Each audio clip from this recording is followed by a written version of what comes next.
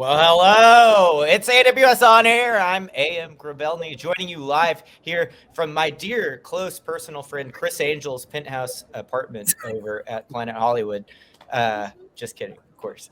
As I was saying, I'm A.M. Grabelny, a developer advocate for Game Day, and we're bringing you all the great content from reInvent this entire week. We'll be here with you. I got the Do Not Disturb sign on my hotel room. I'm here with you all. I'm ready to talk. And we got a regular Peter Cottontail over here. Look at that shirt. I love it, Chad. Like it? I love it. I don't just like for it. you, man. I might steal that. Anyway. Or is it the Move and Improve shirt? Which one do you like better? I don't know. I'm jealous. You can't see, but I do have denim on the bottom too. So I am in a full Canadian tuxedo, I believe they call it. Chad, introduce yourself before I just derail this entire stream. Hey, everybody. My name is Chad Lacey. I'm a global sales strategist for AWS. Coming from you live from reInvent in Las Vegas. We've got a couple of our friends, Leo and Justin, joining us from AWS Tech Ed and McGraw Hill. Got some exciting stuff we're going to talk about. Yeah, former educator here. So I'm super excited. That's right. AM's going to completely geek out on this. Yes. Leo. You're a familiar face. You've been on AWS On Air many times before. Tell us again, who are you? Yeah, great to see you. I think I was last on air at Remars, but I'm Leo Zhadanovsky. I'm Chief Technologist for Education. So I work with our higher ed, EdTech, and other customers in the education space. Justin, tell us about you and McGraw Hill. Nice to see you all, and absolutely pumped about this week in Vegas. Chad, I've got to catch up to you with the dress code situation. This white shirt is not good enough, clearly. My name is Justin Singh. I'm the Chief Transformation Strategy Officer at McGraw Hill. At McGraw Hill, we are one of the largest education companies in the world that work from K-12 to higher education to professional education sectors, and across 133 countries as well. So, guys, I kind of want to just jump right in because, I think it's not any big secret that the last couple of years has been kind of impactful in the education space and the way students consume and learn information and the way teachers present it. So, if you kind of level set, like, where are we at and how is technology improving in this area to help students consume? One of the biggest trends that we're seeing across the world is how quickly students' study habits are changing, particularly given the environment the last 2 years. The way they change the way they're studying and also the learning content that they are preferring to consume.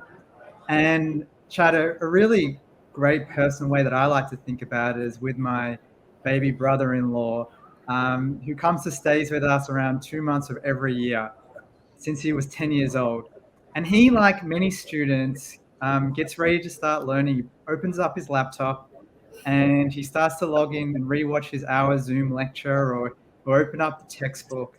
And, he's so intelligent, he's so smart, and he's so creative.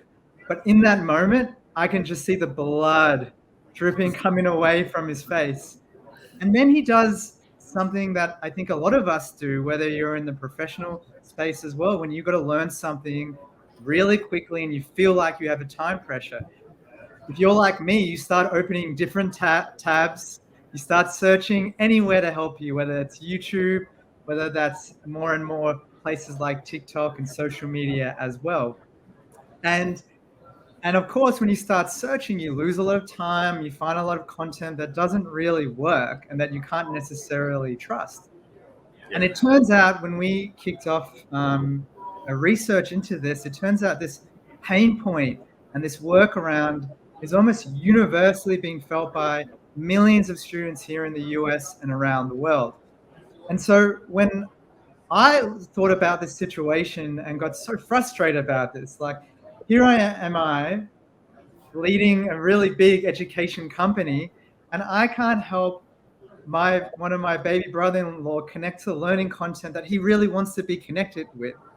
And we said, okay, and that's when I said, okay, how do we take really great content but deliver it to different technology forms, different content forms that are relevant to the student of today.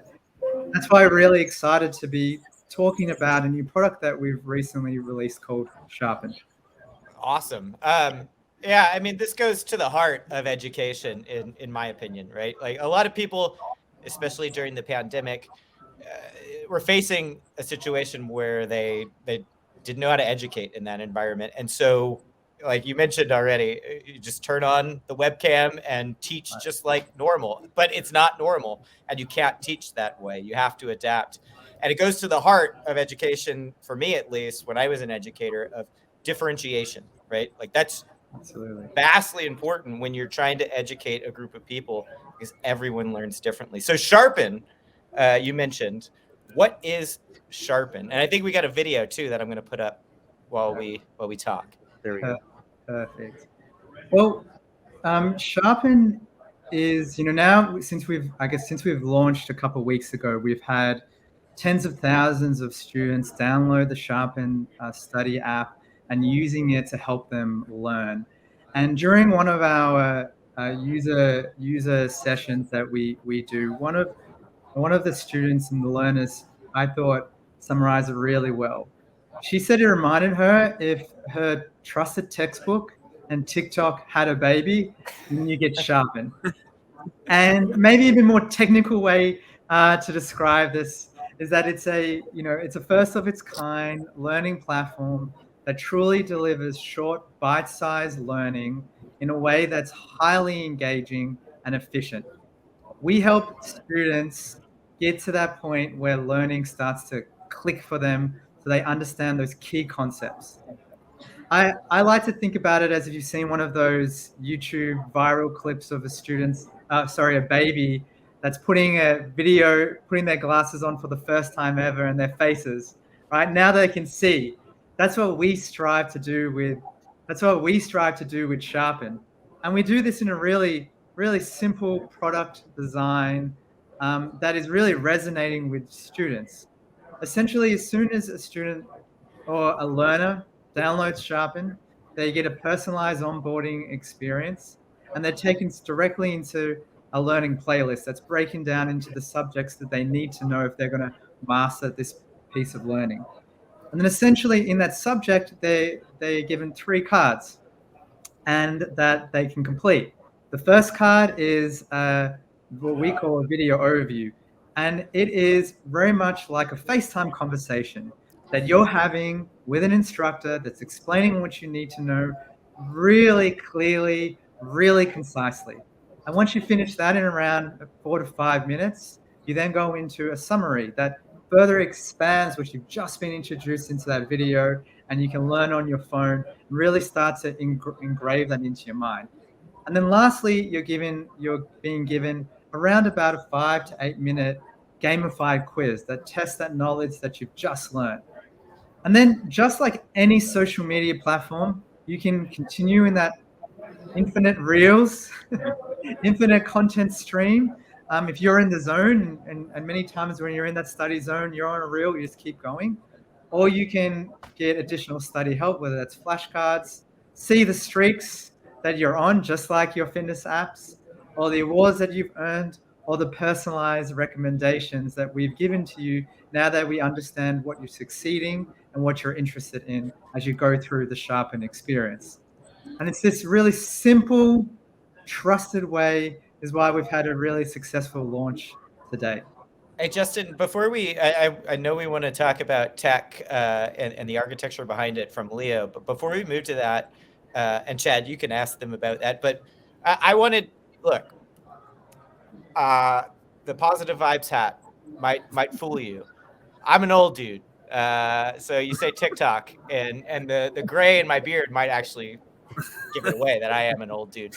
So, your TikTok, I don't know much about it. I do know a lot about Twitch. And one of the things that I learned from being on Twitch for the past 4 years is that people really like to connect to the people teaching them. Did you all see that at McGraw Hill too, when you were building Sharpen? Absolutely. We heard really loud and clear when we were testing out the different video types from the students that they want to hear from someone that they can trust. Someone that's slightly older than them, that's been through this before, whether that's their TA, whether that's their instructor. And that was really important because at the end of the day, and you mentioned that really, really well before, that the instructors across the US and international institutions have done such a fantastic job during this pandemic environment, really shifting to remote and hybrid learning. And students have got used to that, and also instructors have got used to that as well, and that's here to stay. And so Sharpen is just another way to supplement their studying through a really trusted platform with trusted content that also instructors can, of course, refer their students to as well, and maybe some cheating platforms that exist out there today, which I'm sure you probably know about as a former instructor. Justin, I just want to say congratulations on it. McGraw Hill is like a trusted name in education. You guys have been doing education for a long, long time. But I think it's great that you and your team and everybody back at McGraw Hill have pushed yourselves to embrace where the society is today and recognize that there was a shift, especially during the pandemic, and going and meeting that need. I think it's incredible. So congratulations on that. But I do want to lead it over to Leo a little bit and let me put my propeller hat on. I want to dive into some of the technical architecture underneath that makes all this work.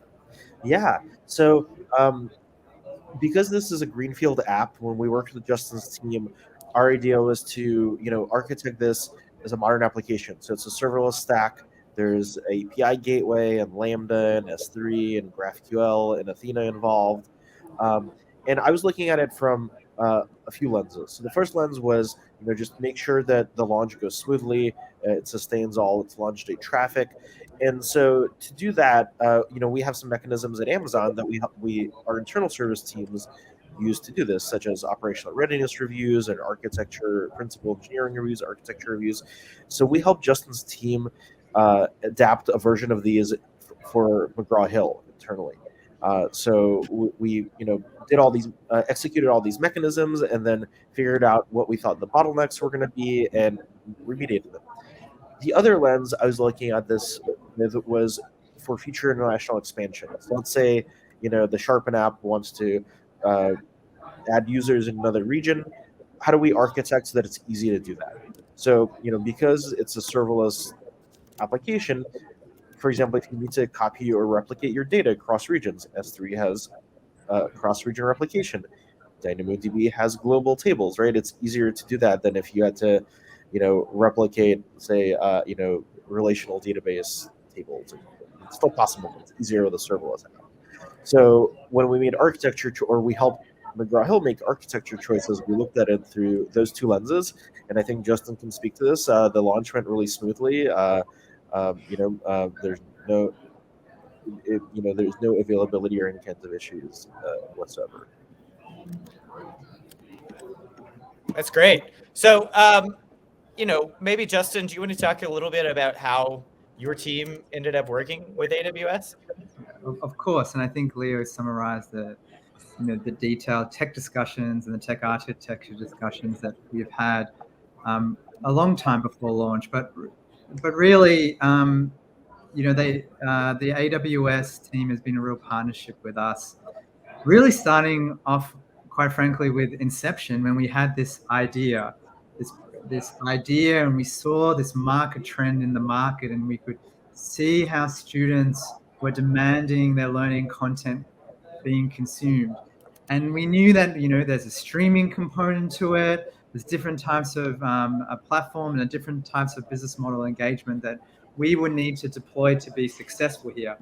And so, with the AWS team, with Leo on the tech side, Hannah Olno on the go-to-market side, we were really able to look at those two things, whether it's the tech architecture, ensuring that we had real confidence to launch really smoothly. And for those who've done a couple product launches, you would know that behind the scenes that normally doesn't necessarily go smoothly every single time. But also on the go-to-market side, right? We know that our students are spending time in different channels, different places. And we really worked with the go-to-market team on the AWS side to really think about the tactics that really might resonate with students. but also the data analytics that we need to put in place to constantly learn from our product feedback loops and our go-to-market feedback loops, that we can learn and take from the AWS and the Amazon team as we start to really interact with students in different ways and interact them in different points and moments in time. And that has absolutely led to our successful launch to date and no doubt into the future. Yeah, we've got a couple of questions from chat. One, not really a question, but one I think Leo touched a little bit on in terms of the architecture. So we had a comment from LinkedIn about, I tried to download the Sharpen app, but it's not available for my country currently. But Leo, I believe you mentioned, you built for scale. So scaling out to other international countries other than the United States is probably in the cards for you all at some point. Obviously, not signing you up for a date or anything, but sounds like that was at least taken into consideration when building the architecture. Absolutely. So part of the product testing before we launched, you can imagine we had hundreds of students on our various test fights and beta versions before launch, and we tested it internationally as well. You can imagine the big markets in India, Australia, Canada, UK, and really resonated in those markets as well. And so we're looking forward to be opening up Sharpen internationally into the new year. And also very recently we've opened up we've had over 60 learning courses that anyone can take, from touching up on your accounting skills to the basics of psychology to just understanding the basics of taxation, which I certainly need to brush up to music appreciation. Certainly encourage those that are interested to download and check out the app. That's a great kind of segue to another question we had from chat. So through the courses offered in Sharpen, and I got some clarification around what this user meant about roles, or what this viewer meant around roles. This person was asking around, what can I learn in order to, what job titles can I expect in the workplace from the courses that I take? So I'll maybe bend this question a little bit and ask, who are your learners? Who do you want to use the Sharpen app? Yes. Great question. So there's really two primary learner bases. The first are higher education students when they join their college experience. And so finally, they have a spot that they can go to, that they can trust, to get thousands of short videos, thousands of visual summaries, and I would say tens of thousands of questions to practice. That covers really all the basics of what they need to do to be successful, particularly on their first years of college. At the same time, Sharpen is a really great place to brush on the fundamental skills that you might need, say, in biology, microbiology, medical assisting. And if you're a casual learner, we have fantastic videos and resources for you to learn in a really engaging, fun fashion. More and more as we head into next year, we're going to start to launch new courses that are going to be more interest-based and more in line with future workplace titles.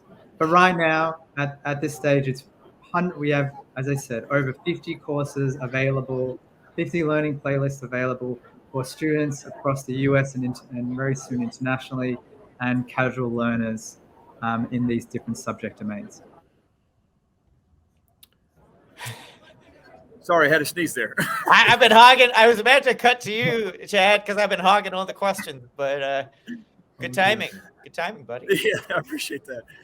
So, Justin, I was going to ask, what's the easiest way for people to get started? Obviously, going and downloading the Sharpen app. But if they had more questions, where should they go? Yeah, so clearly downloading the Sharpen app on the App Store or the Android Store.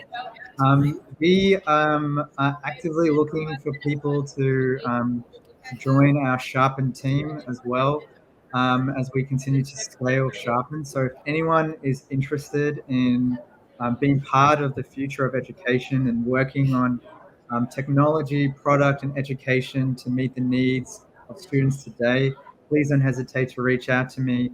I'm sure we'll share you can contact me over LinkedIn is a really easy way to reach out and ask any questions that you may have. Leo, Well, sorry. I was going to ask Leo a question real quick. Chad, go for it, Am. Go ahead. Leo, for all of those viewers watching who are interested in working in education, do you have any advice in tech and education specifically? Do you have any advice into breaking into that industry? And Justin, you could weigh in here too, obviously, as a person who employs a lot of people in tech working in education. But let's start with you, Leo. Any words of advice? I mean, I think there's people from all kinds of backgrounds who work in tech and education. I'll tell you my background. So my first job when I graduated college was I was a systems administrator back in the day where, before DevOps engineers at a university at the astronomy department. So I got to learn kind of what workloads, what type of apps they used, how to set them up. And then eventually I learned through another job, how to use AWS and the cloud. And so that's been, and then I went to work at AWS. So that's been my career path, but it's such a wide field because there is higher ed, which is, universities, right? So they each have central IT, different departments that all have different, there's research computing. So you can specialize in any of those. And then there's edtechs, which are, essentially private companies that build software for education. There's people from all kinds of backgrounds in education. I love it. We've got about 30 seconds left. Justin, you wanna give any advice to the viewers at home? Absolutely. I think firstly, there's never been a more dynamic time to join education and technology in education. Not only are the opportunities really there, but the challenges are really present as well. We've got severe learning loss in K-12. We have a teacher shortage as well. So we've got to find out ways that we can use technology to assist our important teachers in the US and across the world. And to Leah's point, higher education is rapidly evolving as well to support the workforce of the future. So really dynamic time. My advice is, as always, the same principles as if you're looking to join any other job. Look at a company that's really solving a pain point and that wants to move fast in this industry and make a big impact. An exciting but a challenging time to be in education for sure. Chad, since I walked all over you and interrupted you a bunch, do you want to take us out? Yeah, man. Again, Justin, I want to thank you and Leo both for the work you've done on this. As a person that learns differently and had a difficult transition from high school into college and had to learn how to learn, I applaud what you're doing. I think you've done it masterfully, and I'm really excited for where this is going to lead into the future. So thank you both so much for being on the show and showing off all your hard work. And appreciate everybody else for joining in on AWS On Air. We're live at reInvent in Las Vegas. We'll be right back.